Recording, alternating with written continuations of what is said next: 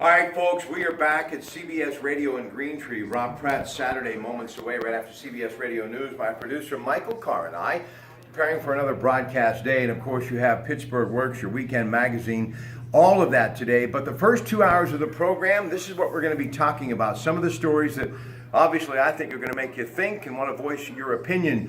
Where do we begin? How about Officer David Johnson, one of the brave soldiers killed in that ISIS ambush in Afghanistan? They found him a mile from where the ambush took place. A lot of people asking questions, as they are when it comes to the timeline and the condolence phone call that the president made to Maisha, his widow.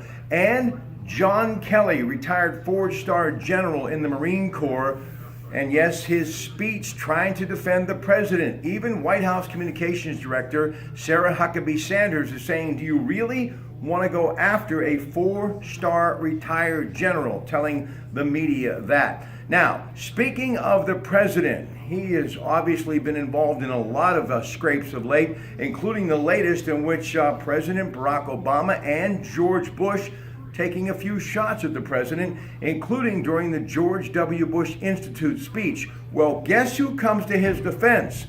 None other than his former partner in the administration, Steve Bannon. Wait till I tell you what he had to say at the GOP convention. If you haven't heard it, you're going to want to hear it, and you definitely want to call in. It's amazing stuff. And who would have ever thought that Steve Bannon, a man that a lot of people believe was asked to leave the administration, fired from the administration, coming to his defense. And South Korea has got a Kim Jong-un missile that they believe, if need be, they call it the Frankenstein, they will take him out. So we'll talk about that as well, too. And yes, the president also talking to the governor of Puerto Rico saying, tweeting, reason I do it, it gives me an advantage of being able to answer immediately my critics. So we've got a lot of stuff to talk about, including sports beginning at 5:15.